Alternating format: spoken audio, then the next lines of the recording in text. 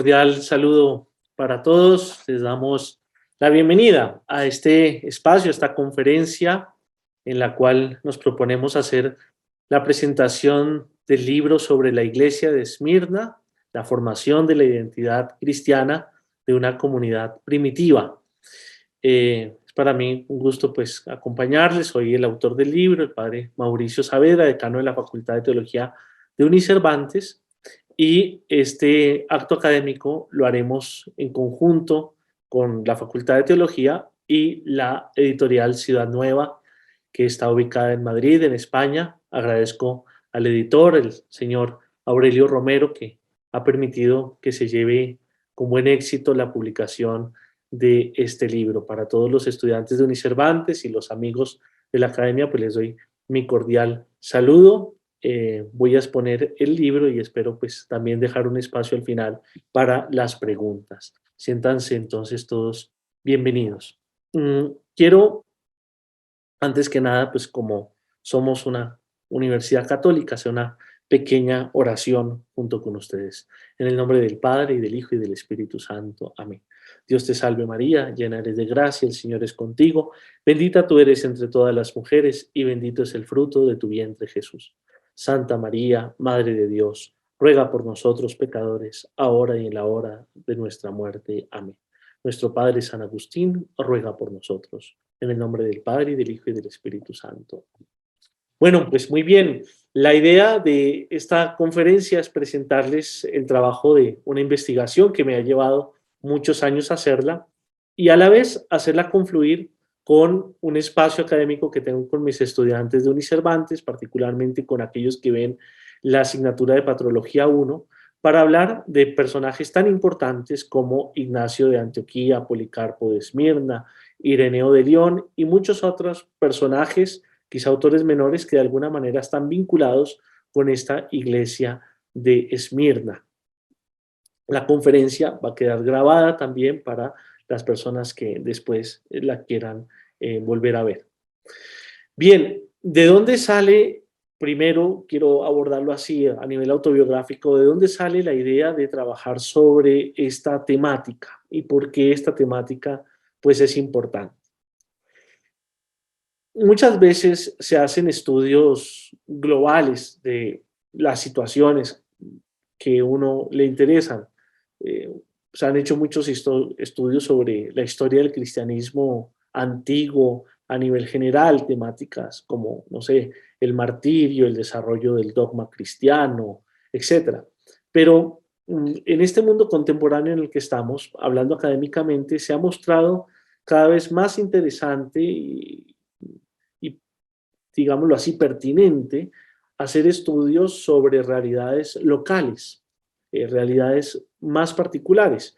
Estudiando un caso concreto, quizá podemos tener a partir de allí una visión mejor de conjunto de las cosas. Es así como se me ocurrió eh, estudiar este caso específico de esta primitiva comunidad cristiana ubicada en la ciudad griega y romana de Esmirna, que está ubicada hoy en lo que es la actual Turquía, en el occidente de Turquía. Tiene inclusive hoy por hoy un nombre turco no muy lejano del nombre griego, Izmir. Hoy es la tercera ciudad en importancia en el país de Turquía, después de Ankara y de Istambul, la antigua Constantinopla, está esta ciudad de Izmir. Bueno, pues yo me dediqué a estudiar durante mis años en Roma para hacer mi tesis doctoral este tema de la iglesia de Esmirna y lo hice un poco llevado por un buen ejemplo de un autor, Paul Trebilco, que por allá hacia el año 2004 hizo un estudio sobre la comunidad cristiana de Éfeso, sobre el nacimiento de esa comunidad desde San Pablo hasta San Ignacio de Antioquía. Como estudiante entonces de mi doctorado en Historia y Cristianismo Antiguo, pues quise ver si, como lo había hecho Paul Trebilco con Éfeso, yo lo podría hacer con otra comunidad cristiana. Y evidentemente la primera que se vino a mi cabeza fue Esmirna. Son estas dos ciudades, estas dos comunidades cristianas que van a tener allí su origen, pues son dos ciudades que están íntimamente relacionadas. Estas dos pertenecen al grupo de las 7 iglesias que aparecen, por ejemplo, en el libro del Apocalipsis, en el capítulo primero y segundo del último libro del canon bíblico.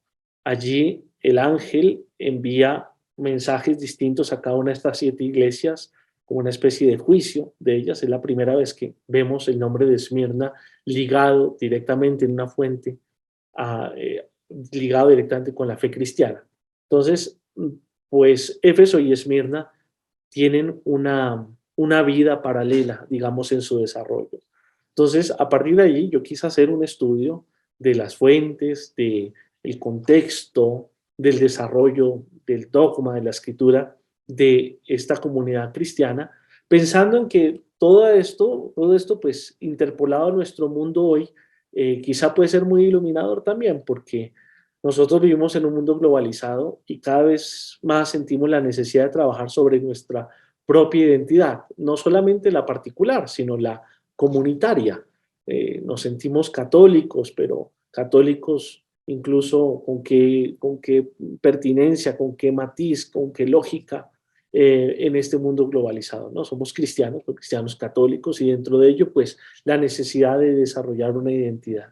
Entonces creo que el estudio de una comunidad específica, antigua, y ver cómo se fue desarrollando esa identidad a través de sus más grandes personajes, los más ilustres, de los textos que veneraron, de cómo celebraron la liturgia, de cómo enfrentaron las situaciones que les vinieron de fuera, como las persecuciones, o las situaciones difíciles desde dentro, como las herejías, cómo todo eso ayudó a formar una identidad robusta que le aportó mucho después a la catolicidad antigua y por supuesto pues a nuestros tiempos.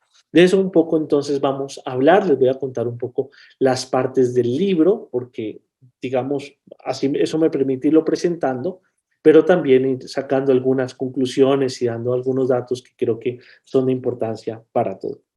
Entonces el libro en un primer momento, en un primer gran capítulo, y esto vale la pena también para ustedes iluminarles cómo se puede hacer una buena investigación de carácter histórico y teológico. El libro en la primera parte se enfoca sobre las fuentes, es decir, trabajar no de oídas, no a partir de artículos que otras personas hayan escrito hoy sobre el tema, sino ir directamente a las fuentes, en este caso fuentes griegas y latinas, que nos hablan sobre esta realidad de la iglesia de Esmirna del siglo I al siglo IV, que es, digamos, el ámbito de nuestro estudio, y también, como más adelante les diré, necesariamente pues fechas forzadas porque es allí donde tenemos la mayor cantidad de información sobre el particular. Entonces, la primera parte de la tesis trata sobre eso, encontrar, hallar las fuentes directas que nos permitan reconstruir la historia de Esmirna. Ustedes saben que en una tesis doctoral es necesario dar un aporte a la ciencia y al status questionis, en este caso de la teología. No se había hecho, no se tenía un estudio coherente, compacto, holístico sobre la realidad de Esmirna. Por el contrario, sí, de cada una de las fuentes históricas sobre las cuales yo descubrí, analicé, etcétera, pues sí, hay bastantes estudios, hay inclusive ediciones críticas, por ejemplo, de lo más célebre que tenemos en fuentes directas, las cartas de Ignacio de Antioquía, que son famosísimas. Sobre eso, pues ha habido mucho estudio, está la edición crítica sobre el martirio de Policarpo también, etcétera. Pero entonces mi intención era primero determinar cuáles son esas fuentes directas para entrar a analizarlas. Ese fue el primer momento. En ese sentido, pues la primera fuente directa que vale la pena recordar y tenerla presente es la carta que aparece dentro del libro del Apocalipsis a la iglesia de Esmirna. Después de la iglesia de Éfeso, el autor del Apocalipsis habla de Esmirna. Allí en el capítulo 2, versículo 8, dice lo siguiente. La tradición siempre ha considerado que Juan el Evangelista es el autor de este libro del Apocalipsis. Dice, el ángel de la iglesia de Esmirna, al ángel de la iglesia de Esmirna, perdón, escribe, esto dice el primero y el último, el que estuvo muerto y revivió. Conozco tu tribulación y tu pobreza, aunque eres rico, y las calumnias de los que se llaman judíos sin serlo, pues son en realidad una sinagoga de Satanás. No temas por lo que vas a sufrir. El diablo va a meter a algunos de vosotros en la cárcel para que seáis tentados, y sufriréis una tribulación de 10 días. Mantente fiel hasta la muerte, y te daré la corona de la vida. El que tenga oídos, que oiga lo que el Espíritu dice a las iglesias. El vencedor no sufrirá daño de la muerte segunda. Bien, son unos cuantos versículos, la carta a la iglesia de Esmirna. Después sigue ya la iglesia de Pérgamo, a la iglesia de Tiatira, a la de Sardes, a la de Filadelfia y finalmente a la Odisea. Cabe destacar aquí que la iglesia de Esmirna, de todas las 7 iglesias, salvo quizá también la de Filadelfia, son las únicas iglesias a las cuales la carta que se les dirige está dirigida en términos obsequiosos, amables. Por el contrario a las otras, el autor del libro del Apocalipsis tiene unas palabras fuertes de reprensión, de juicio.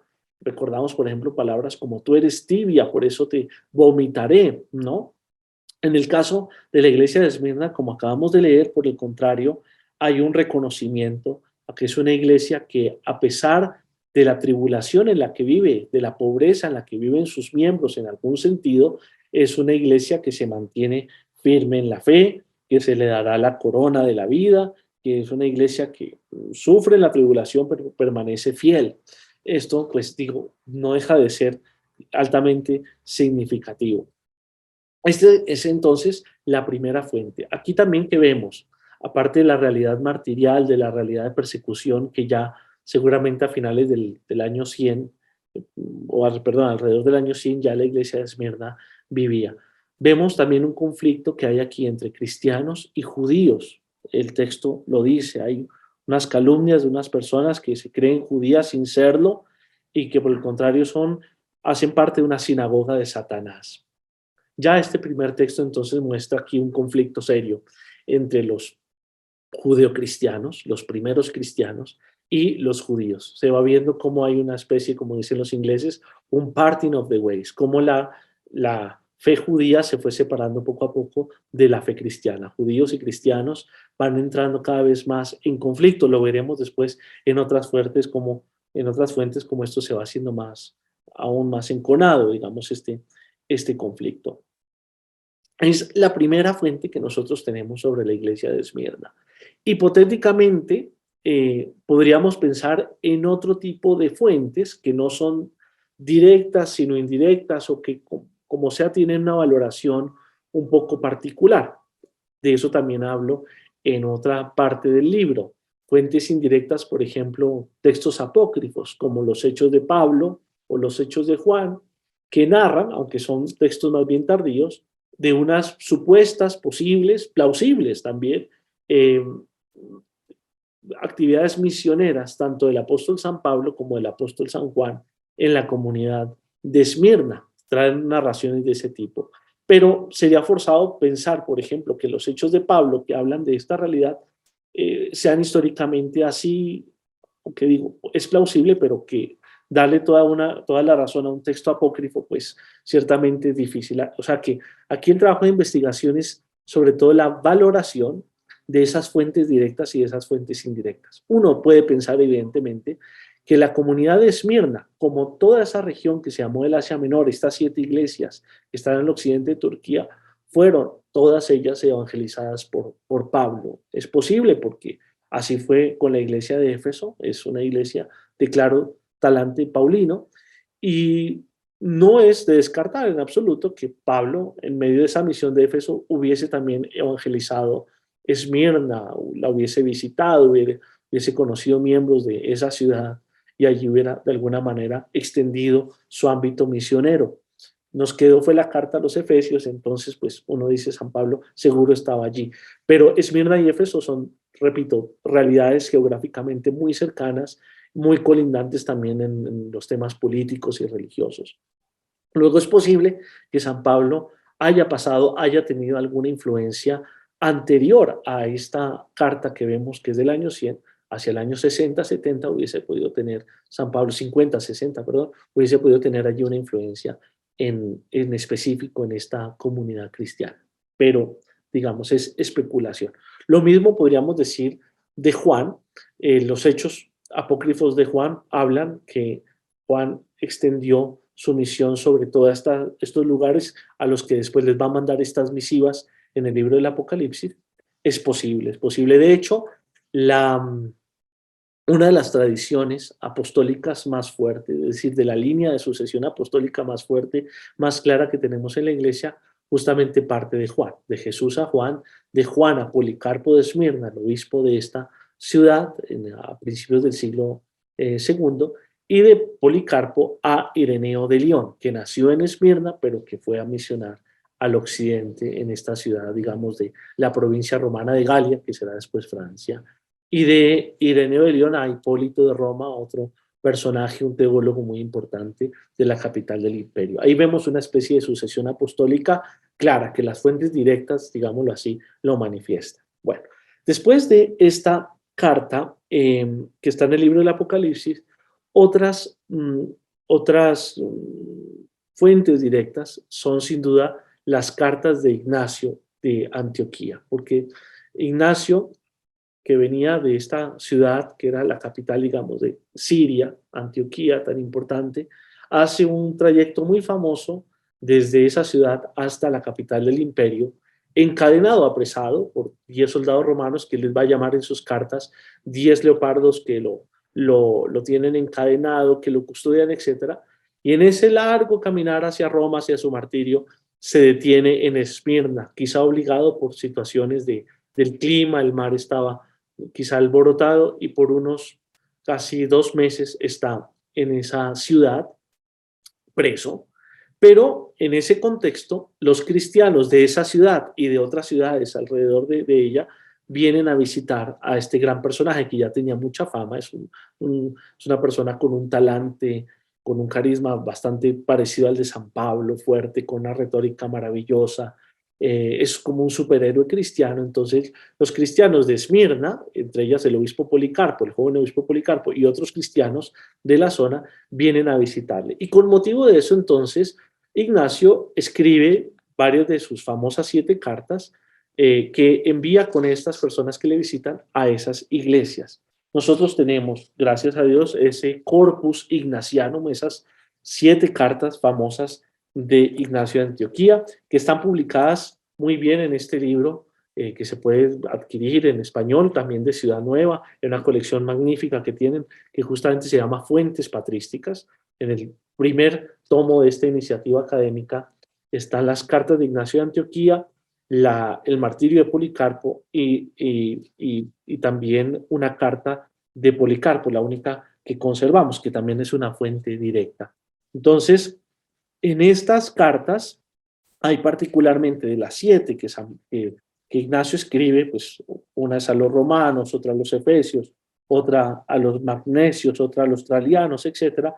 Hay 2 que son particularmente importantes para nuestro estudio, porque una es a la iglesia de Esmirna y otra a su obispo Policarpo.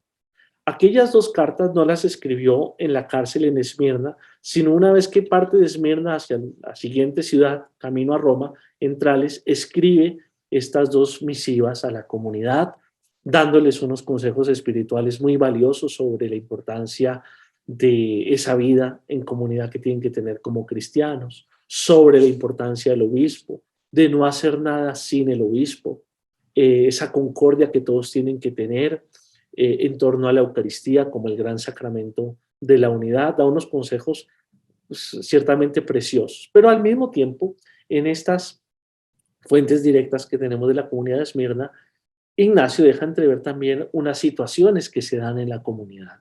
Él ve que en la comunidad hay cierta división y a veces, por parte de algunos de sus miembros, poca aceptación al joven obispo Policarpo, que quizá le falta, debido quizá a su juventud, un poco de fuerza, un poco de carisma, y Ignacio, digamos, le anima al obispo en esta carta que le dirige a él en persona a que tenga más claro su papel como obispo. Un tema también interesante para nuestros días. De manera que Ignacio deja aquí unos consejos preciosos, pero dejan entrever también que todavía esa comunidad cristiana está en formación, todavía tiene visos de inmadurez cristiana, en la obediencia, en la cohesión, etc. Esas fuentes directas, digo, van a ser muy importantes. Después, una de las fuentes, sin duda, más bella, más importante, sobre la que quisiera detenerme más, es el famoso martirio de Policarpo. Es una fuente directa que tenemos, es un documento tremendamente valioso, pero muy posterior ya a las cartas de Ignacio. Estamos hablando del martirio de Policarpo cuando Policarpo cumplía cerca de 86 años de edad, aparentemente. Entonces, las cartas de Ignacio son muy anteriores porque Policarpo era un obispo joven en aquel entonces. Entre unas y otras, media una carta también, que es de Policarpo de Esmirna, a una iglesia al otro lado del mar, en la zona griega, a los filipenses, donde también el Policarpo ya aparentemente de una manera fuerte y madura les da unas recomendaciones pastorales importantes. Pero la joya de la corona en todas estas fuentes sin duda es el martirio de Policarpo. ¿Por qué es importante el martirio de Policarpo para las fuentes cristianas antiguas en general y por supuesto para nuestro estudio en particular? Porque es la primera acta de un martirio cristiano extrabíblico. La primera presentación de un mártir cristiano la tenemos en la Biblia con San Esteban. Por supuesto, el primero sería Jesús, si entendiéramos efectivamente la etimología de la palabra mártir, que es testigo. El testigo del Padre Jesucristo, su pasión es un martirio, ciertamente. Pero digamos, aparte de nuestro Señor, que está fuera de toda categoría, está el martirio de Esteban en los Hechos de los Apóstoles. Pero fuera de la Biblia, el primer testimonio de un martirio está aquí, en el acta del martirio de Policarpo. Es un escrito bellamente escrito, teológicamente pensado, en muchos sentidos, y de un gran valor para la geografía cristiana. ¿Por qué digo teológicamente pensado? El autor, que es anónimo, ha hecho este escrito probablemente, o con toda seguridad, ha sido un testigo ocular del martirio. Se da en el ámbito de una persecución romana, quizá global o quizá local. Al obispo le detienen, él está rezando en una casa, en un segundo piso, vienen los soldados romanos, alguien le denuncia, lo atrapan y se lo llevan después de que le permiten de alguna manera rezar y comer la Eucaristía. Después de eso le llevan al estadio de la ciudad y allí en el estadio le martirizan, le queman, le atan, le queman, etcétera. Hay personas que pues tratan de detener eso, obviamente antes de, digamos, del momento del martirio específicamente se le interroga, Policarpo no reniega de su fe, defiende su fe en Jesucristo, etcétera. Es un relato bastante animoso, bello, lleno de metáforas, y digo que esté lógicamente pensado porque el autor claramente busca un paralelismo de Policarpo con la vida de Cristo, con el martirio de Jesucristo, con la pasión de Cristo, al punto que hay personajes que no se sabe si por historia o por teología tienen, digamos, unos nombres con una intencionalidad. Por ejemplo, el jefe de la policía que arresta a Policarpo se llama Herodes. Entonces, hay circunstancias parecidas, pero teológicamente este autor busca mostrar que el martirio de Policarpo se asemeja mucho a la pasión de Cristo en muchos aspectos, en la traición, en aspectos corporales de cómo viene crucificado, cómo viene martirizado, etcétera, etcétera. Entonces hay un tema importante que es este, que tendrá después mucha fortuna en Occidente y en Oriente, que será la imitatio Christi, ¿no? La imitación de Cristo. Ya en un texto, digo, de inicios del siglo II, esto lo vemos con bastante claridad. Yo quisiera aquí en esto sencillamente hacer una lectura de algunos pasajes de este texto que es realmente maravilloso. El contexto en que se da este texto es una carta circular a la iglesia de Filomelio. Dice, la iglesia de Dios que peregrina en Esmirna, a la iglesia de Dios que peregrina en Filomelio, que estaba más al oriente, y a todas las comunidades de la iglesia santa y católica que peregrinan por todo el lugar, que la misericordia, la paz y el amor de Dios Padre y Jesucristo nuestro Señor os colmen. Y dice, hermanos, os escribimos lo que sucedió a los mártires y al bienaventurado Policarpo, el cual, como si estampase un sello por medio de su martirio, puso fin a la persecución, pues casi todos los acontecimientos anteriores sucedieron para que el Señor nos mostrase de nuevo el martirio evangélico. ¿Ven? La idea es mostrar que el Señor vuelve a morir de alguna manera en la persona de Policarpo. Pues bien, en este texto que no es largo, les recomiendo vivamente que lo lean porque es una joya junto con las cartas de Ignacio de Antioquía, pues se da un relato realmente emocionante.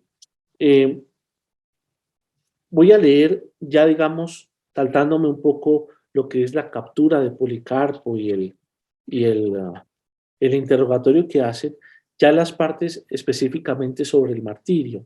Aquí en el capítulo 13 dice, esto sucedió con tal rapidez, el martirio, que se tarda más en contarlo a prisa, pues al punto la muchedumbre reunió palos y leña de los talleres y de los baños, colaborando muy especialmente los judíos con ese ardor que les caracteriza. Entonces aquí vemos otra fuente directa sobre Esmirna que nos vuelve a repetir lo que habíamos visto en la carta a la que está en el Apocalipsis, ¿no? La problemática con los judíos, que son particularmente contrarios a los cristianos. Ellos son los que tienen un ardor tremendo, colaboraron contra Policarpo en su martirio. Cuando estuvo preparada la pira, él mismo se despojó de todos sus vestidos, Policarpo, se quitó el cinturón y probó a descalzarse, pues antes no había realizado tal cosa porque cada uno de los creyentes se afanaba por ser el primero en tocar su piel. Fíjense la veneración que ya Policarpo tenía. Uno recuerda un poco a Pedro en los Hechos de los Apóstoles también, que le buscan para quedar sanados, aunque sea con la sombra de Pedro, ¿verdad? Pues ya antes de su martirio estaba provisto de toda la belleza del bien a causa de su conducta. Al punto, lo rodearon los instrumentos apropiados para el fuego. Cuando iban a clavarlo, dijo, dejadme así, porque el que me concede soportar el fuego, también me concederá el quedarme quieto, sin desfallecer en medio del fuego, sin necesidad de que me sujeten vuestros clavos. Aquí es importante señalar que, aunque es una imitación de Cristo, no es necesariamente un calco de la pasión de nuestro Señor, que en cambio sí fue clavado, como todos lo sabemos. O sea, hay matices, hay diferencias. No lo clavaron, pero lo ataron. Él, con las manos a la espalda y atado, dispuesto para el sacrificio como carnero ilustre de un gran rebaño, como holocausto grato a Dios, miró al cielo y dijo, y aquí hay una oración que es la única que tenemos, digamos, de Policarpo, ¿no? Una oración que cumple, digamos, todas las leyes propias de la eucología, es decir, de la manera en que se reza adecuadamente según la fe cristiana, invocando al Padre por medio de Jesucristo en el Espíritu Santo, toda una bella oración. Yo me acuerdo, ahora que la lea, me acuerdo que para la defensa de mi tesis doctoral, pues claro, es pertinente hacer una oración al inicio de la defensa. Yo me acuerdo que yo hice esta oración porque la vi muy a propósito por el tema, pero también por la situación personal que estaba viviendo de defender mi tesis delante de un grupo de especialistas, ¿no? En el cristianismo antiguo. Porque dice, Señor Dios Todopoderoso, Padre de tu amado y bendito siervo Jesucristo, por el que te hemos conocido, Dios de los ángeles, de las potencias, de toda la creación y de todo el pueblo de los justos que viven en tu presencia. Te bendigo porque me has juzgado digno de este día y de esta hora, de tomar parte en el número de los mártires en el cáliz de tu Cristo, para resurrección de la vida eterna en alma y cuerpo, en la incorruptibilidad del Espíritu Santo. Yo me sentí así un poquito de ver este cáliz amargo de exponer lo que uno ha investigado durante tantos años delante de académicos, en este día y en esta hora tomar parte del número de tus mártires. Bueno, que hoy sea yo recibido con ellos en tu presencia, en sacrificio generoso y grato, tal como tú, el Dios verdadero que no engaña, lo has preparado de antemano y lo anunciaste y lo has cumplido. Por ello y por encima de todas las cosas te alabo, te bendigo, te glorifico, por medio de Jesucristo, sumo sacerdote, eterno y celeste, tu amado siervo, por el cual la gloria sea dada a ti junto a él y al Espíritu Santo, ahora y en los siglos venideros. Amén. Con esa oración entonces Policarpo se permite ya entrar al momento culmen de su martirio. Y sigue el texto. Cuando hubo enviado su amén al cielo y acabada su oración, los encargados del fuego lo encendieron. Una gran llama brilló y nosotros, a los que se nos concedió contemplarlo, vimos un prodigio y sobrevivimos para anunciar lo sucedido a los demás. Pues el fuego hizo una especie de bóveda, como si se tratase de la vela de un navío henchida por el viento, y rodeó el cuerpo del mártir como si fuese una muralla. Y estaba en medio del fuego, no como carne que se consume, sino como pan que se cuece, o como plata u oro que se purifican en el fuego. Nosotros percibimos tal perfume que creíamos aspirar incienso o cualquier otro precioso aroma. Fíjense que aquí hay imágenes, conceptos que después van a tener una gran fortuna en la tradición católica, ¿no? El buen olor de Cristo que expelen los mártires, por ejemplo. Esto, ¿no? El olor a rosas de Santa Rita, por ejemplo, en su sepultura, la incorrupción de los cuerpos, etcétera. Todas estas ideas aquí están como en germen y después se desarrollarán en toda la geografía cristiana. Después sigue, finalmente, viendo los impíos que no podían consumir su cuerpo mediante el fuego, mandaron que se acercase el verdugo para clavarle la daga, como quizá fue la lanzada de nuestro Señor Jesucristo. Cuando hizo esto, salió una paloma, el Espíritu Santo, y tal cantidad de sangre que apagó el fuego. Y toda la turba quedó admirada de que fuese tan grande la diferencia entre los infieles y los elegidos, como es la muerte de un infiel a como es la muerte de un elegido.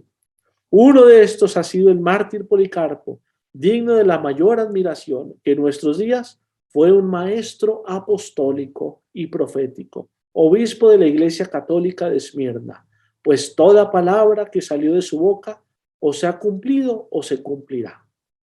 Ustedes fíjense acá también. Eso se ve durante todo el texto del martirio. Eh, ¿Quién es Policarpo para el autor del martirio? Es un superhéroe cristiano, es un hombre con un coraje, con una fortaleza, con un carácter, ya es el gran líder de la comunidad y más allá inclusive de la propia Esmirna, lo consideran como un padre de toda la Asia, como un gran obispo, tan distinto a la imagen que Ignacio tenía de Policarpo cuando le conoció joven. O sea, se nota que hay un desarrollo, una madurez en el carácter de este obispo cristiano que lo conocemos de joven y lo conocemos después ya en este momento maduro.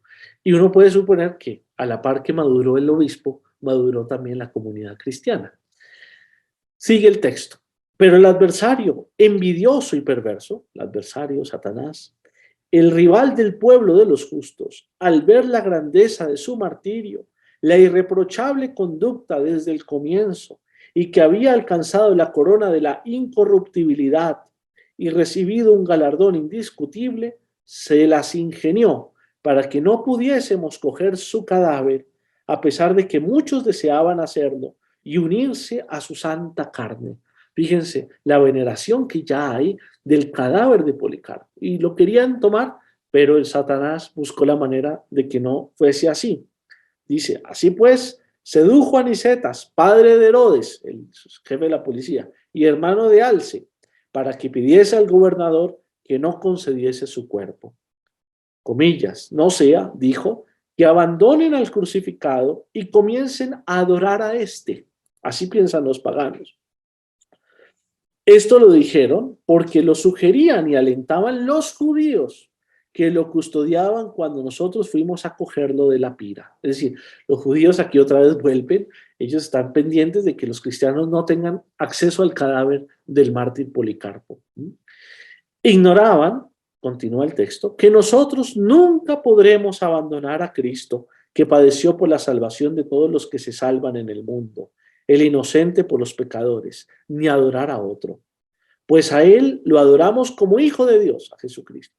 Pero a los mártires los amamos como merecen, como a discípulos e imitadores del Señor, a causa de su insuperable amor a su propio Rey y Maestro. Ojalá llegásemos nosotros a ser sus compañeros y condiscípulos.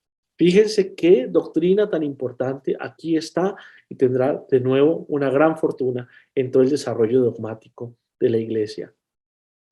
Los santos, los cristianos no los consideramos dioses, no los adoramos, los veneramos, son para nosotros modelos en la fe, también intercesores, pero no son Dios. Contrario a lo que pensaban los paganos, que por tenerle cariño a los restos del mártir íbamos a dejar de adorar al crucificado, como en eso estamos ciertos, pues no, no es así. Nosotros distinguimos. Una cosa es la adoración a Dios y otra cosa es la veneración a los santos, a los mártires, etc. Esta idea tan importante ya está aquí en un texto de inicios del siglo segundo.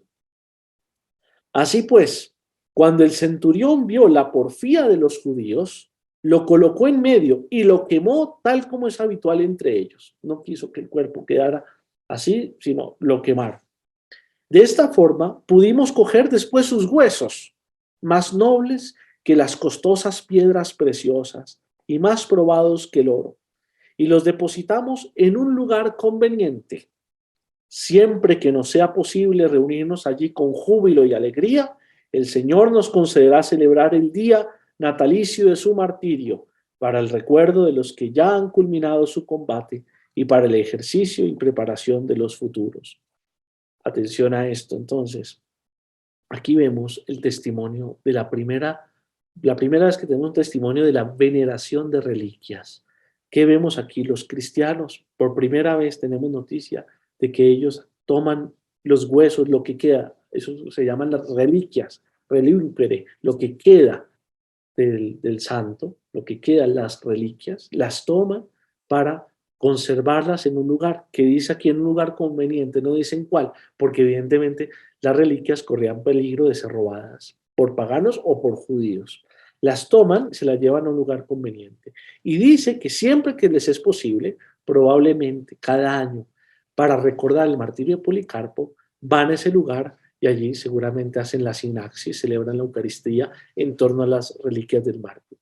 Y es muy posible que esta carta martirial que habla del martirio de Policarpo haya sido un texto que se leía para la celebración del santo. Entonces aquí vemos ya la configuración de una liturgia completa en torno a un mártir, la veneración de sus reliquias, junto con la idea de celebrarlo al menos una vez al año quizá, y un texto para leer y profundizar sobre la vida del santo, aposta preparado, teológicamente pensado. Esta es la historia del bienaventurado Policarpo, que fue el 12º con los hermanos de Filadelfia en sufrir el martirio en Esmirna. Él solo es más recordado que todos los demás, hasta el punto que los paganos hablan de él por todas partes. No solo fue maestro ilustre, sino también mártir señalado. Su martirio, que sucedió según el Evangelio de Cristo, todos lo desean imitar. Tras haber vencido por su paciencia al príncipe inicuo y conseguir así la corona de la incorruptibilidad, ahora junto a los apóstoles y todos los justos, glorifica jubiloso a Dios, Padre Todopoderoso. Bendice a nuestro Señor Jesucristo, el Salvador de nuestras almas, piloto de nuestros cuerpos y pastor de la Iglesia Católica extendida en todo el orbe.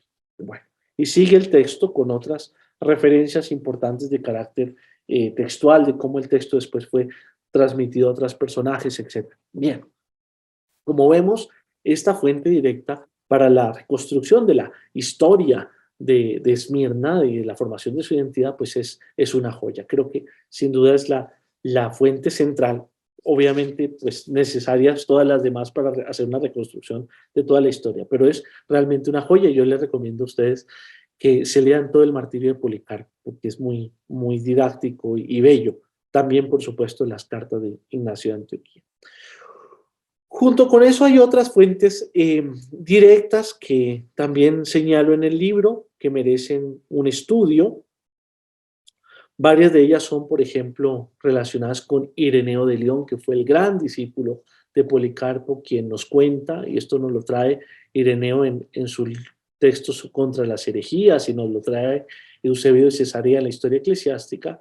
Ireneo es aquella persona que de manera particular recuerda quién era Policarpo de Esmirna. Por ejemplo, recuerda que este Policarpo fue un discípulo directo de Juan el Evangelista, y el mismo Ireneo pues creció a la sombra como niño de Policarpo, etcétera, y da muchos datos sobre la iglesia de Esmirna, sobre el tenor de su fe, sobre el tipo de liturgia eucarística que celebraban, de cómo, cuándo celebraban la Pascua, porque estas iglesias del Asia, lo que será el Asia Menor, tenían una fecha particular para celebrar la Pascua, el 14 del Nisan.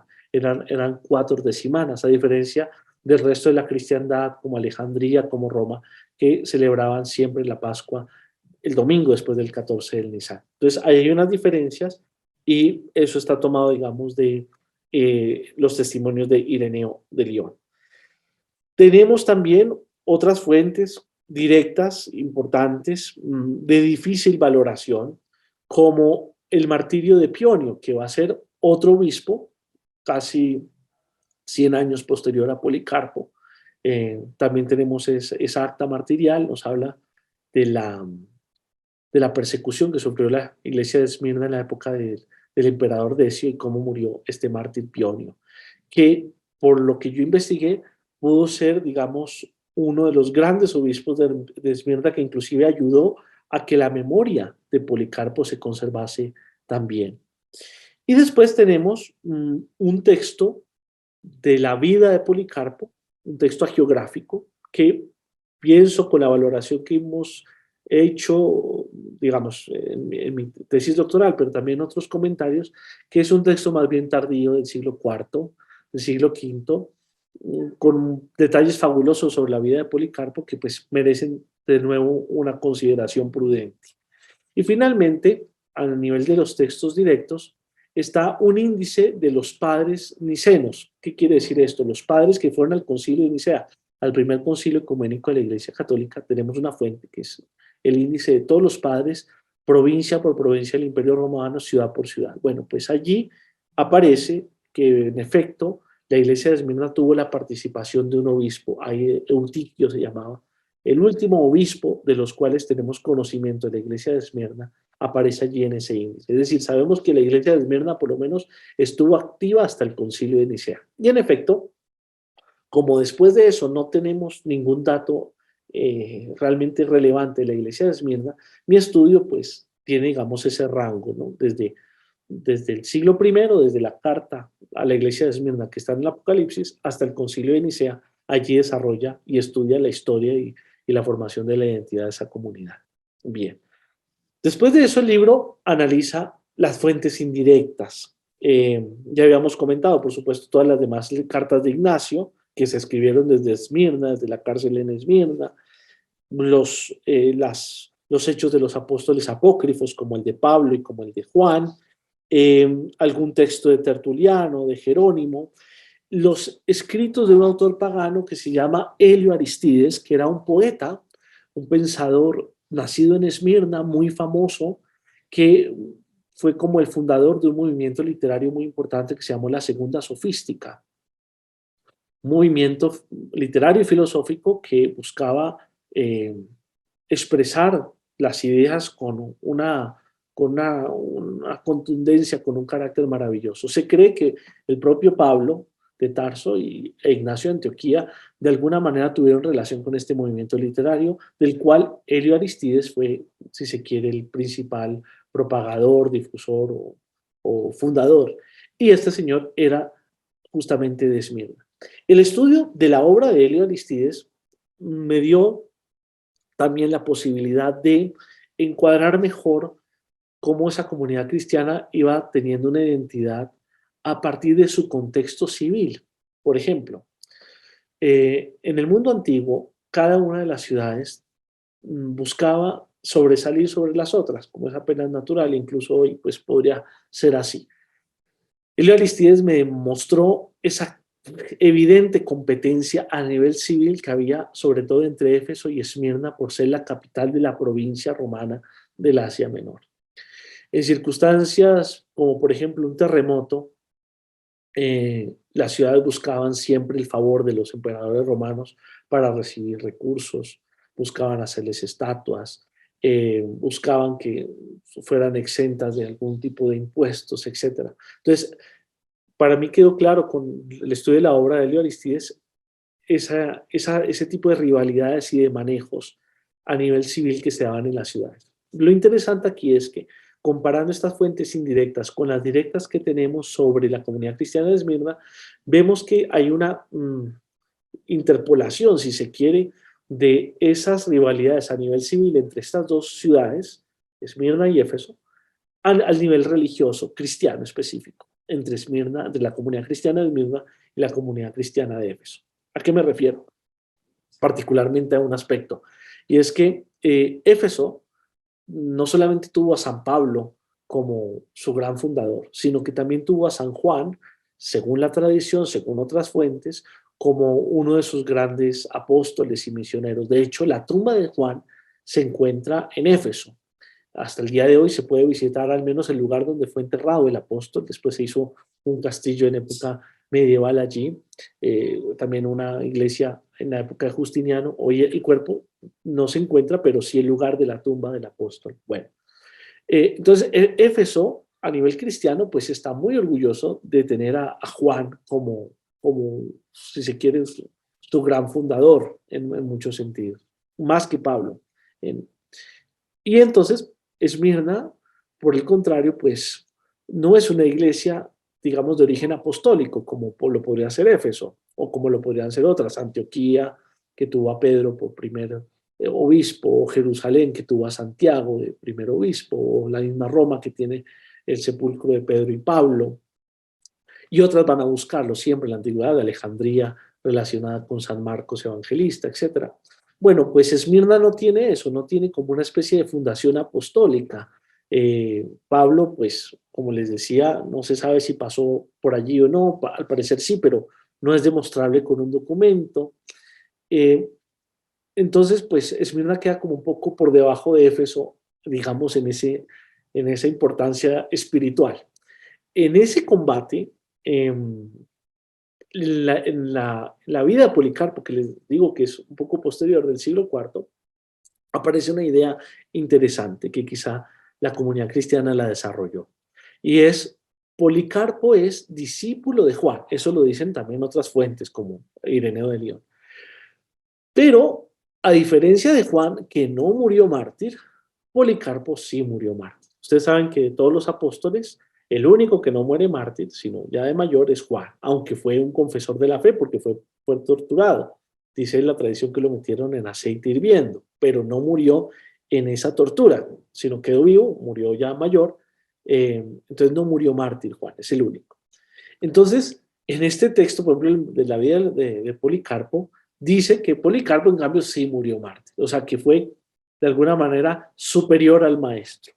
Pero ese énfasis, esa manera de presentar esta idea, tiene que ver con esa rivalidad con la iglesia de Éfeso, como diciendo, bueno, ustedes tienen un fundador que es apóstol, pero no es mártir, nosotros tenemos al discípulo que sí fue mártir, ¿sí? Y entonces tiene un valor especial o incluso más que el de Éfeso. Entonces, esas rivalidades que se veían a nivel civil también entran en una óptica eclesial, de manera simpática, inocente, sin duda no profunda, no era para generar ningún tipo de cisma en la comunidad, pero sí un tema, digamos, de orgullo y de identidad, de nuevo. Bien, hay otras fuentes indirectas, interesantes, pero ustedes las podrán hallar en el libro. Por cierto, el libro pues ya se está distribuyendo en España, ya está en las librerías. Aquí en Colombia me dicen que más o menos para el mes de diciembre ya se podrá adquirir en las librerías, en Paulinas, en Verbo Divino, etc. Bien, la siguiente parte de la tesis doctoral, después de haber hecho un elenco de estas fuentes directas e indirectas y su respectivo análisis, que es lo más importante, es ya entrar en la valoración histórica y social del contexto en el que se desenvolvió esa comunidad de Esmirna. Allí tengo unos capítulos dedicados sobre todo a la relación de la comunidad cristiana con el mundo pagano, con la religión pagana, con las costumbres paganas y con la persecución de parte del Imperio Romano a Esmirna, porque Esmirna es perseguida todo el tiempo, según las fuentes directas. En el libro del Apocalipsis está perseguida, en el martirio de Policarpo está perseguida, en la prisión de Ignacio de Antioquía está perseguida, en el martirio de Pionio está perseguida, etc. Entonces, ver cómo era esa relación, ¿no? Entre el mundo pagano y la comunidad cristiana. Ahí hay un análisis importante también de carácter sociocultural y económico. Estas provincias, estas ciudades de de las provincias orientales del imperio eran particularmente prósperas porque eran un cruce de caminos entre Oriente y Occidente. Esmirna lo es. Allí es probable que los cristianos de Esmirna tuvieran cierta condición social, a diferencia de otras partes del imperio donde quizá los cristianos realmente eran de una condición económica inferior. Aquí seguramente en Esmirna no lo era así del todo. Después, la relación de los cristianos con los judíos, que como ya hemos visto, era una relación bastante conflictiva, ¿no? Son los judíos los que buscan siempre hacerle una zancadilla a los cristianos, los que buscan denunciarles, etcétera. Bueno, pues hay todo un desarrollo de eso.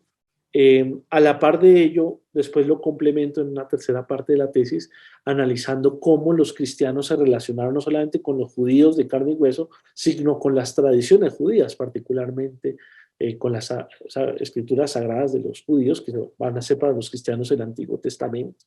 ¿Qué tan grande fue la recepción o no del Antiguo Testamento en la comunidad de Esmirna? Porque allí, a partir de allí se puede ver, digamos, una aceptación o no, digamos, de esa formación, ese pensamiento judío. Bueno, y quizá uno de los puntos más relevantes en esta parte de la tesis ha sido el lograr identificar por medio de estas fuentes directas e indirectas, en gran parte, una lista casi continua de los obispos de Esmirna desde que tenemos la primera noticia de la comunidad hasta el concilio de Nicea. Obviamente hay unos baches que nos han podido llenar, pero logré determinar quiénes fueron en gran parte los líderes de esa comunidad cristiana, ¿no? Obviamente pues resaltan sobre todo los nombres de Policarpo, de Pionio, de Eutiquio, pero hay otros nombres específicos como Polícrates, etcétera, que están allí valorados y se puede valorar más o menos los tiempos en que fueron obispos, etcétera, y una continuidad en la sucesión apostólica, que es bien importante. Con un detalle importante, interesante, pero triste. Esmirna, a pesar de que la hemos visto, digamos, formando, digamos, teniendo todos los méritos para ser una iglesia, una comunidad cristiana de primer orden, ¿sí? Está nombrada en el Apocalipsis, pasa por allí Ignacio de Antioquía, está Policarpo de Esmirna, nace Ireneo de León, tienen mártires, etcétera. También cuenta dentro de su fisonomía con la aparición de uno de los herejes más importantes, digamos, de estas épocas. Un personaje que se llamó Noeto, que al parecer fue obispo de la ciudad. Este Noeto cayó en una herejía, fue el gran defensor de una herejía que se va a llamar el modalismo.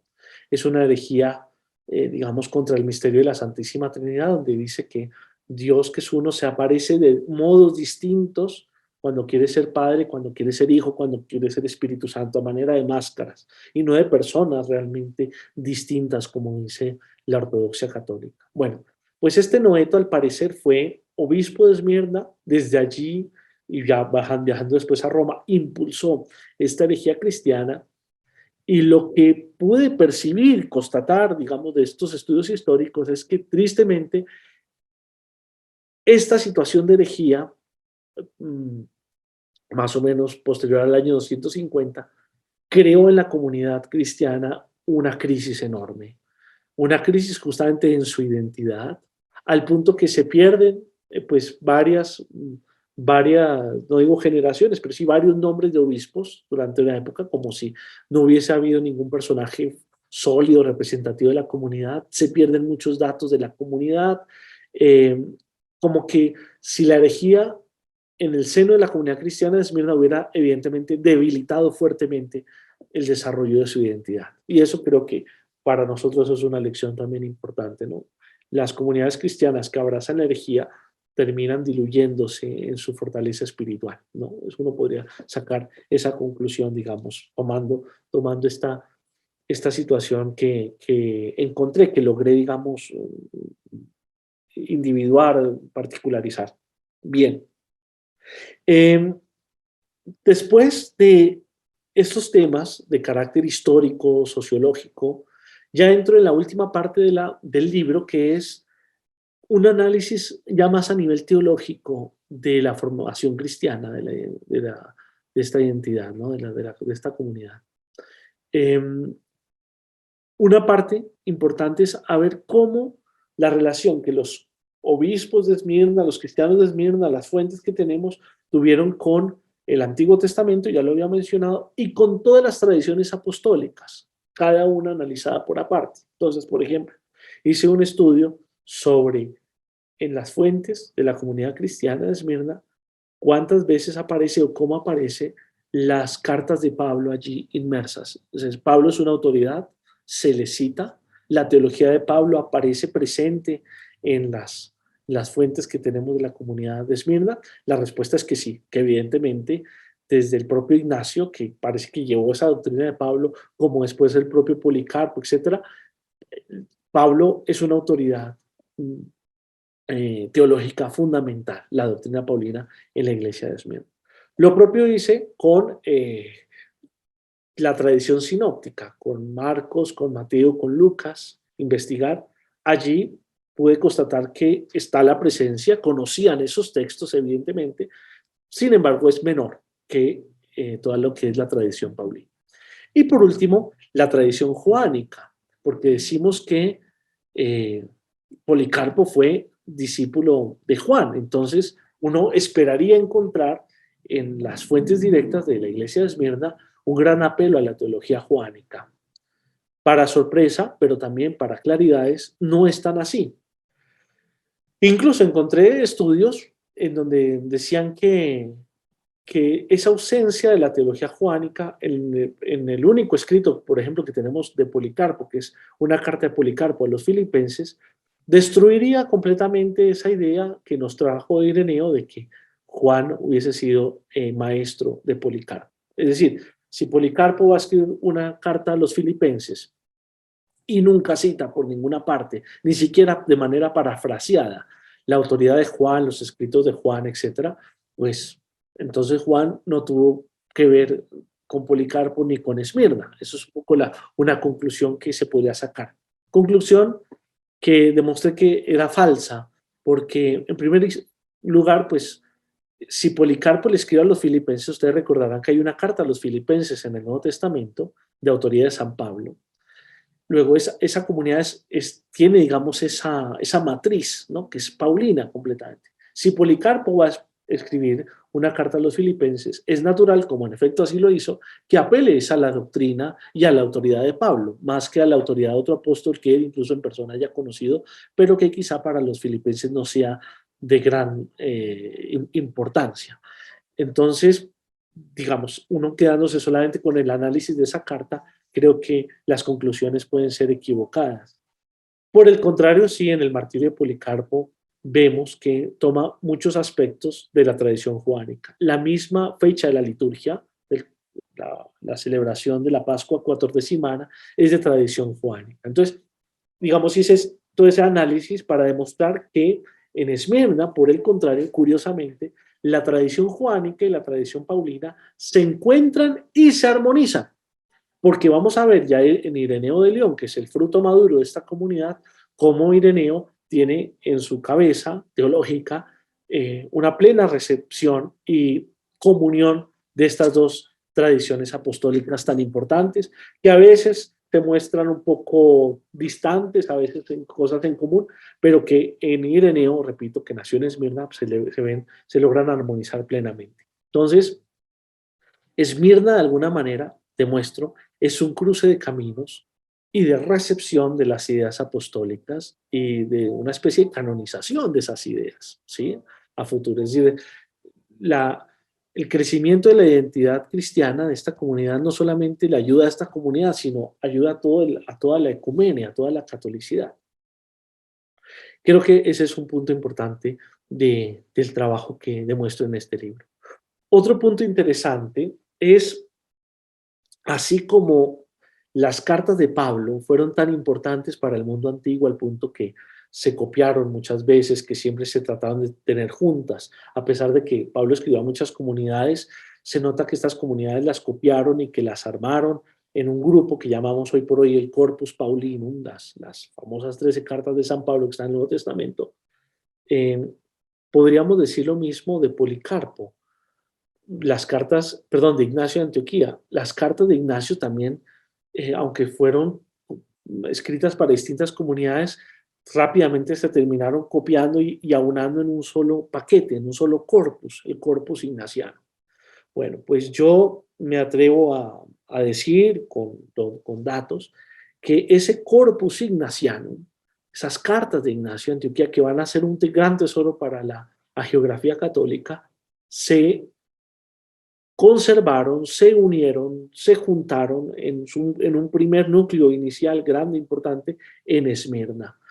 Esmirna tenía una institución incipiente pero importante, que sería un scriptorium, es decir, un lugar que, claro, en la Edad Media se va a desarrollar con mucho más rigor, un lugar donde personas de la comunidad copiaban, escribían eh, los textos cristianos, copiaban. Entonces, por ejemplo, Ignacio de Antioquía, desde la cárcel, manda una carta a la comunidad de Magnesia, que la conservamos. Pero antes de que esa carta salga de Esmirna hacia la comunidad de Magnesia, algún esmirnense consagrado al scriptorium de la iglesia de Esmirna toma esa carta y le hace una copia, manuscrita por supuesto, y la conserva en la comunidad de Esmirna. Y así con la carta a los Efesios, y así con la carta a los Romanos, y después con la carta a Policarpo, y después con la carta a la propia comunidad de Esmirna, y reúne todo ese paquete de cartas en una sola. La prueba de ello es que en la carta que Policarpo le va a enviar a los filipenses, dándoles unas recomendaciones importantes de carácter pastoral que ellos le han pedido desde el otro lado del mar a Policarpo, junto con esa carta llena de consejos pastorales, Policarpo le envía a los filipenses una copia completa de las 7 cartas de Ignacio, es decir, una muestra contundente que la comunidad de Esmirna se preocupó por coleccionar, agrupar las cartas de Ignacio.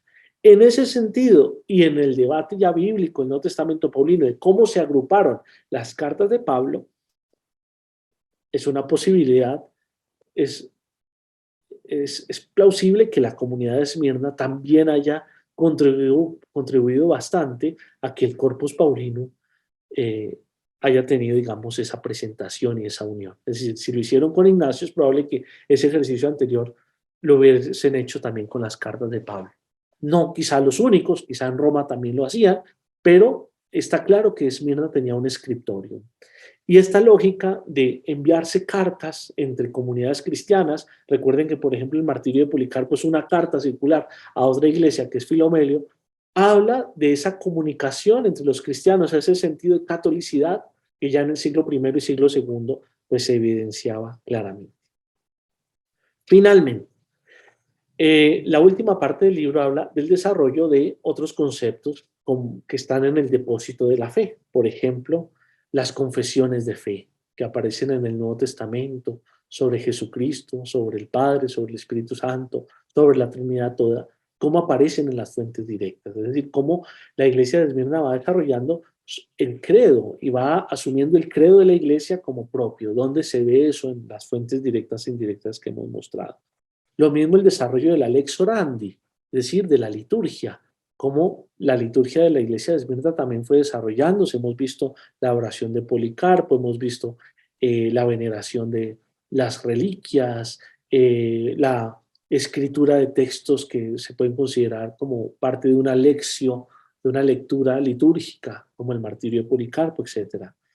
Y después, por supuesto, el amor, el desarrollo de la Eucaristía, la doctrina eucarística que aparece en el martirio de Pionio, en el martirio de Policarpo, etcétera, etcétera. También allí vamos viendo cómo hay un desarrollo de carácter sacramental importante, de la confesión, del bautismo, etcétera.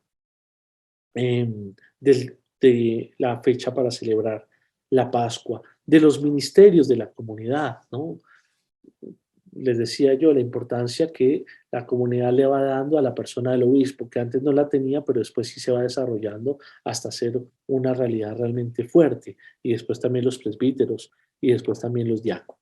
Bien, de eso se trata el libro. El libro ha buscado recolectar todos estos datos, hacer un ejercicio de investigación. Creo que el estudiante de teología, por ejemplo, que lo lea, pues va a aprender a hacer una investigación científica, histórica, de una realidad puntual, de una realidad local, que tiene amplias repercusiones para el mundo, o para la ecumene, ¿no? Para la ecumene católica. Creo que eso, como ejercicio académico, pues espero que sea valioso para quienes lo lean.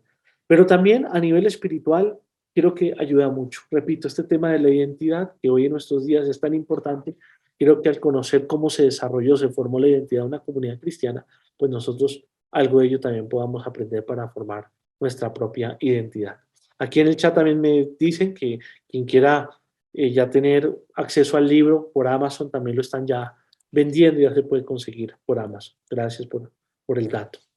Bien, son las 5:08, quizá un espacio para que las personas que quieran me puedan hacer alguna pregunta. Pueden escribir en el chat o aquí en un momento también voy a habilitar también los micrófonos para quien quiera pueda reactivar su micrófono y hacerme alguna pregunta si la tiene, con mucho gusto.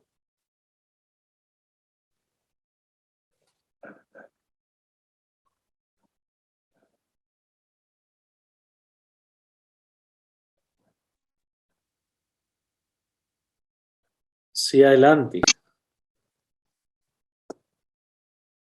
Ahí veo que levantó el micrófono Néstor. No sé si tiene una pregunta.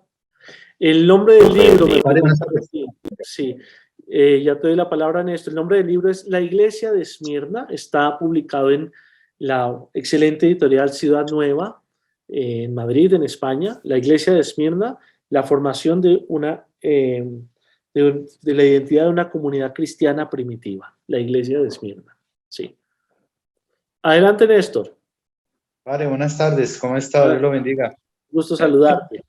No, padre, el gusto es mío. Pues hoy algo nuevo que aprendí fue de Helio de Aristides. Yo no conocía a ese autor Sí. y qué bueno que usted lo trae a colación y pues me gustaría pronto profundizar o dónde podría profundizar más sobre este autor. Me parece que es como muy interesante lo que usted planteó en esta charla.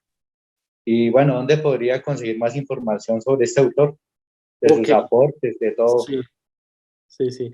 Bueno, importante puntualizar aquí. Helio Aristides es un autor antiguo, pero no es un cristiano, es un pagano.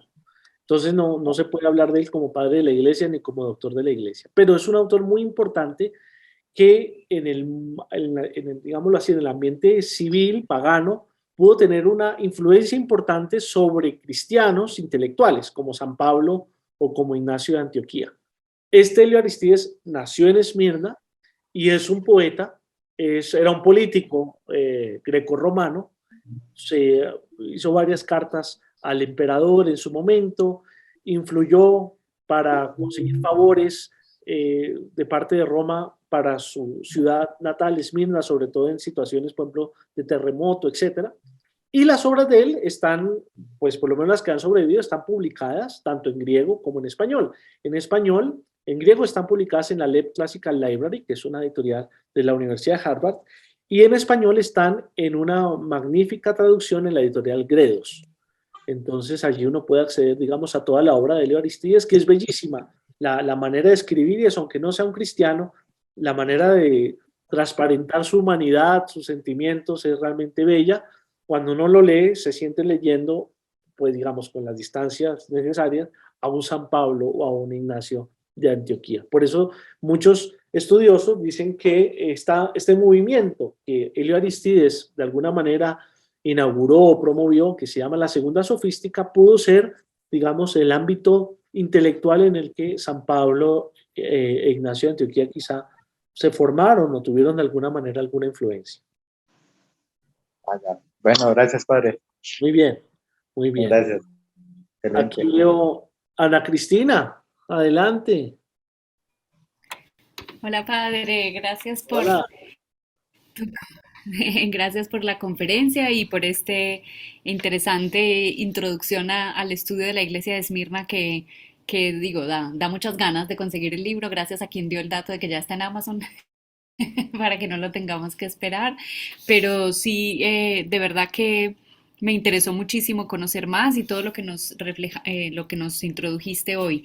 Yo quería preguntarte en concreto porque pues hay un tema que yo encuentro siempre muy rico en Ireneo de León y que es su visión de la corporeidad, ¿cierto? Y la manera como él plantea la integralidad de la persona humana y cómo todo está sellado por la imagen de Dios y de alguna manera un poco contracorriente del pensamiento griego que los rodeaba, ¿no? Que veía la esencia del ser humano, sobre todo en el alma.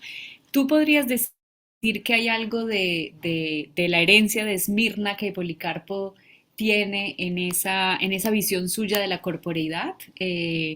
Y si sí o si no, bueno, ya digamos desarrollar un poquito esa idea, como porque digamos yo siempre he encontrado que es algo como muy original, que tiene algo de Paulino, pero que yo tengo la sensación siempre que hay más influencias y como que sería muy interesante rastrear de dónde viene esa visión positiva de la corporeidad que tiene Ireneo, que como te digo, me parece que contrasta un poco como con la mentalidad griega que los rodeaba. Entonces me parece que es algo muy cristiano de su pensamiento, que quizás padres posteriores a él no resistieron tan fuertemente como él. Y entonces quería preguntarte si tú has podido indagar sobre si eso viene de la iglesia de Esmirna o si algún vínculo encuentras tú por ahí. Sí, excelente pregunta. Pues mira, te contesto como me viene en este momento. Eh, Ireneo tuvo necesariamente que conocer, yo diría incluso que amar, venerar el martirio de Policarpo, la carta de la iglesia de Esmirna a la iglesia de Filomeno.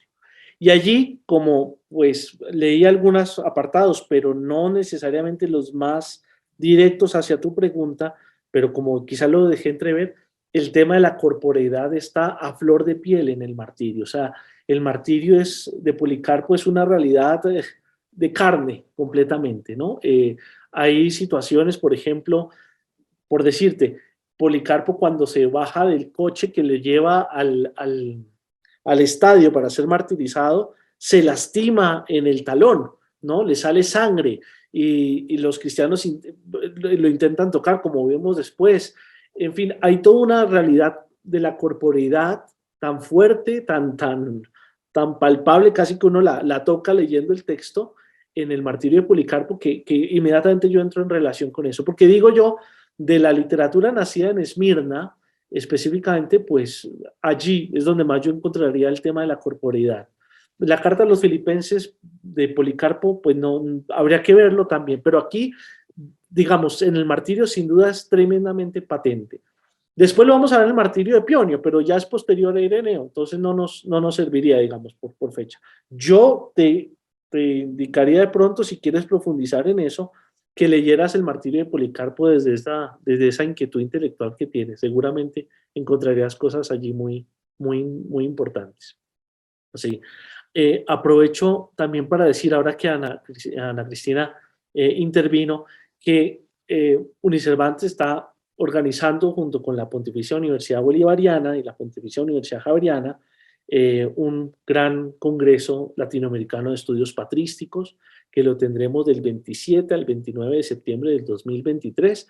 Próximamente ya vamos a comenzar a hacer toda la publicidad, la convocatoria a ponencias de los estudiantes, etcétera, porque ustedes saben que Cervantes pues, se ha distinguido en su tradición académica por siempre darle un espacio muy importante, quizá el principal, a todo el tema patrístico. Entonces, pues tenemos este gran evento organizado con estas dos grandes universidades pontificias y me acordé porque nuestra querida profesora Ana Cristina también es profesora allí de la Pontificia Universidad Bolivariana. Muy bien. Eh, ¿Alguien más quiere intervenir? Aquí hay una pregunta buena, sí, de Andrés. ¿También existe arqueología cristiana en Esmirna? ¿Se sabe dónde era ese lugar conveniente donde reposaban las reliquias de San Policarpo? Bueno, muy buena pregunta. Andrés y todos, pues miren, yo he ido por lo menos 5 veces de mi vida a Esmirna, obviamente pues por el estudio de esto tuve un viaje maravilloso, quizás más lindo que he hecho con un hermano agustino de Chile. Fuimos alquilamos un vehículo en Turquía, que no es lo mismo que alquilarlo en Alemania, porque pues no deja de ser una realidad un poco conflictiva. Y y dimos toda la vuelta por las 7 ciudades del Apocalipsis, por todas estas, por Éfeso, por Esmirna, por Trales, en fin, por Sardes, por Filadelfia, por la Odisea. Y la primera constatación es esta: esas iglesias, hoy por hoy, haciéndolas en vehículo, están en círculo. Luego da la idea, como lo afirman estudiosos del Apocalipsis, que estas cartas eran realmente circulares, es decir, la idea era que se compartieran una vez que estaban allí y que el cartero incluso hiciera ese giro, digamos, con sus cartas, digamos, en esa lógica un poco según las manecillas del reloj. Eso es el primer dato que me viene a la cabeza. El segundo es que visitando todas las iglesias del Apocalipsis, eh, pues en todas ellas hay ruinas, algo. Las más preponderantes están en Éfeso. En Éfeso, de hecho, pues es un lugar, digamos, de visita turística. Los cruceros que van por el Mediterráneo desembarcan en un puertico que se llama Kushadasi y ahí van a visitar la casa de la Virgen en Éfeso, la tumba de Juan el apóstol en Éfeso y la gran arqueología que se encuentra allí de toda la ciudad antigua, de la biblioteca, del anfiteatro de Éfeso y eso. La razón que en Éfeso haya tantas ruinas es que porque ya en la antigüedad Éfeso se inundó.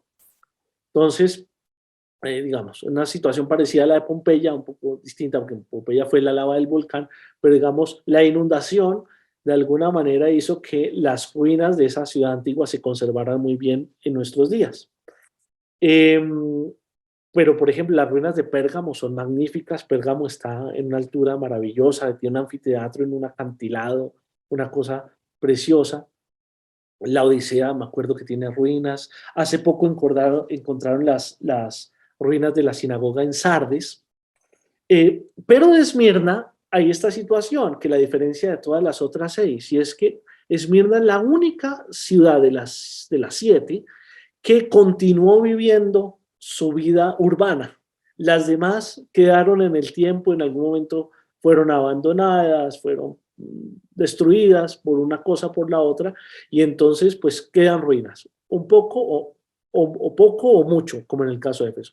Pero Esmirna, el problema para nosotros y para la arqueología es que continuó viviendo. Entonces, claro, cuando una ciudad continúa viviendo, pues evidentemente las capas se colocan allí y es más difícil, se pierden espacios. Entonces, hoy por hoy tú vas a Esmirna y está esa ciudad moderna que es Izmir, junto al mar, con un bello malecón, etcétera.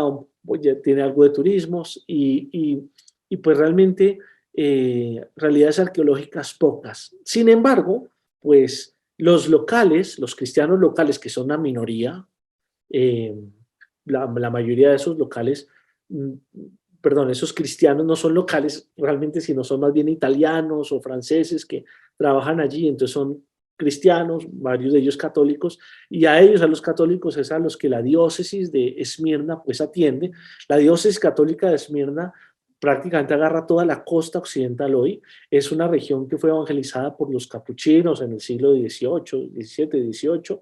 Hay un obispo allí que se llama Ruggiero Franceschini, yo lo visité, tiene la catedral católica, obviamente el patrono es San Policarpo. En la sacristía de la catedral el obispo me mostraba tenían unas reliquias de Policarpo, pues son tantos siglos que a uno se le hace difícil que puedan haber sobrevivido, pero allí hay unas reliquias que los locales veneran como auténticas. Y aparte de eso, sí hay una parte en Izmir que correspondería a lo que sería el estadio romano, que era además un espacio pues abierto. Pero dicen locales, ahí era, entonces, como debajo de la estación de bomberos, de lo que hoy es una estación de bomberos, podría haber sido el martirio de Policarpo.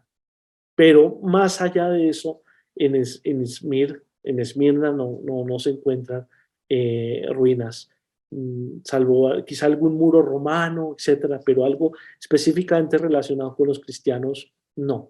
Por el contrario, pues en Éfeso, como digo, está, por ejemplo, una iglesia hecha por Justiniano para conmemorar la tumba de Juan el Evangelista, o la casa de la Virgen María en Éfeso, etcétera. Pero en Izmir no es tan claro por esa razón. Bien. No sé si alguien quiere levantar el micrófono y hacer alguna otra pregunta, mientras que aquí voy leyendo un poquito a ver si hay otras preguntas pertinentes.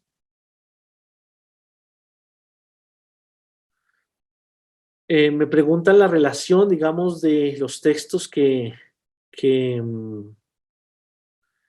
de los textos que he hablado con la Didache. Pues relación directa no hay. Eh, Contrario a la Didache, sí, por ejemplo, algunos han querido ver algunos problemas que yo analizo en la tesis es sobre otras fuentes cristianas. Por ejemplo, la carta de Diogneto.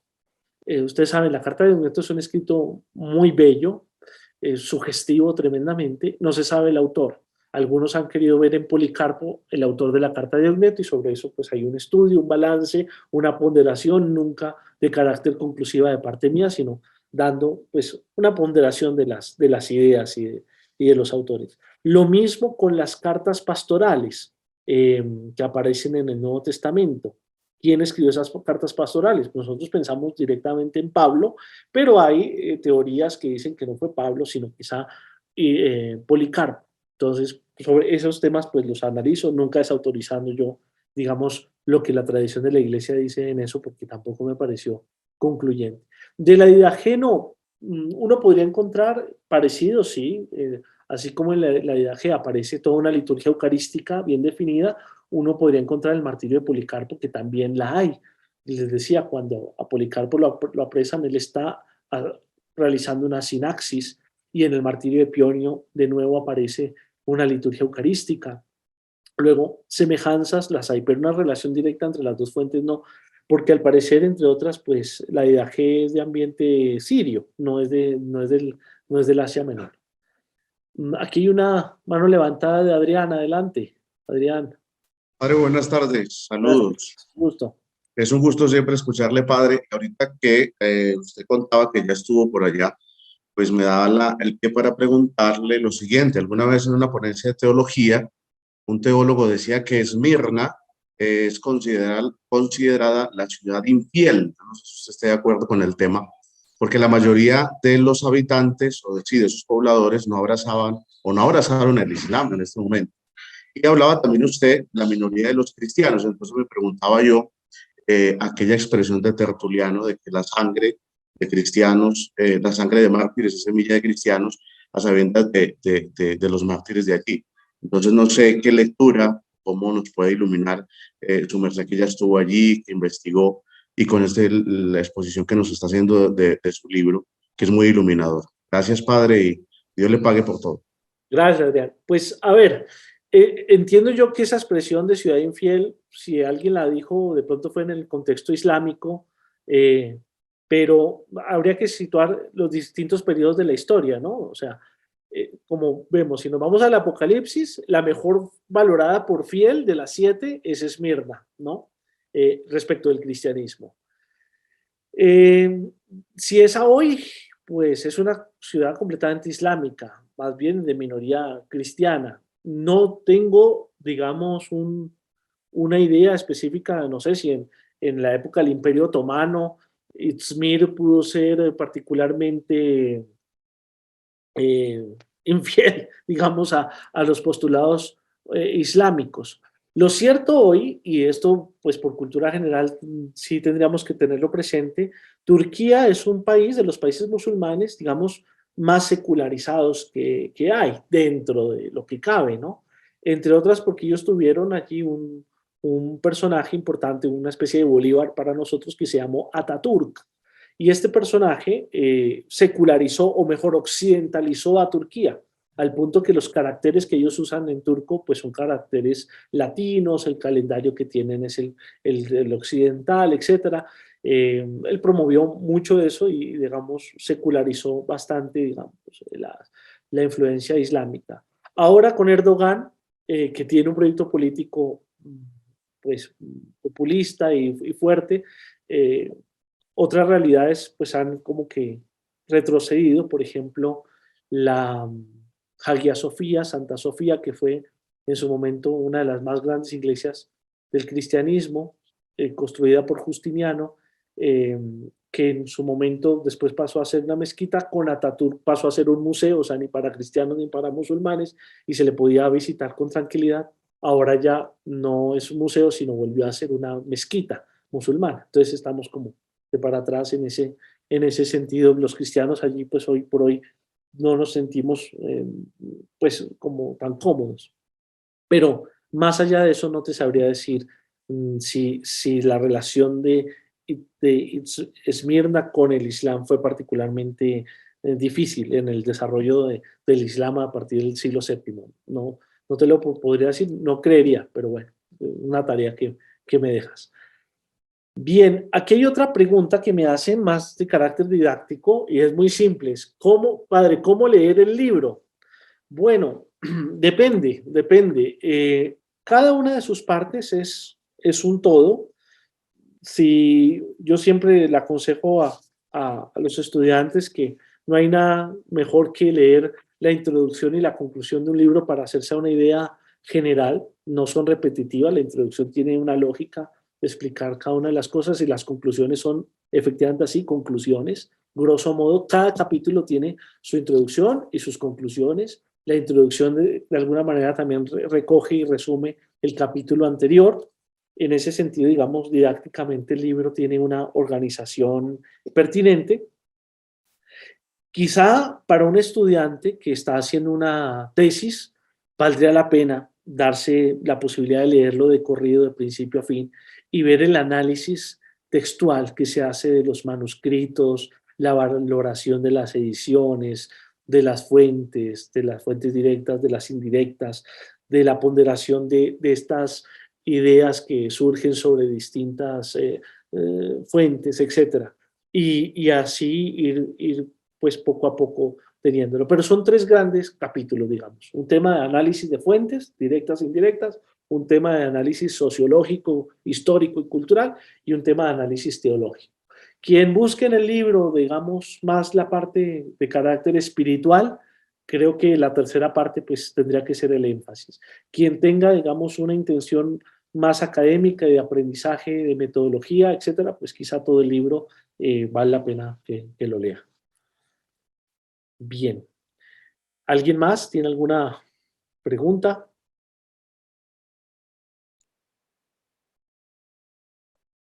Bueno, pues creo que ya hemos abordado en general las preguntas que también aquí están en el chat. Y bien, son las 5:29. Estábamos justamente pensando así que más o menos 1 hora y media durara la presentación del libro, la conferencia, también mi clase en Unicervantes para mis estudiantes. Bueno, pues les agradezco a todos la atención. Esta clase, esta conferencia, esta presentación del libro va a quedar grabada y también la enviaremos después a los distintos chats que tiene Unicervantes y Ciudad Nueva. Que Dios les bendiga y buena tarde.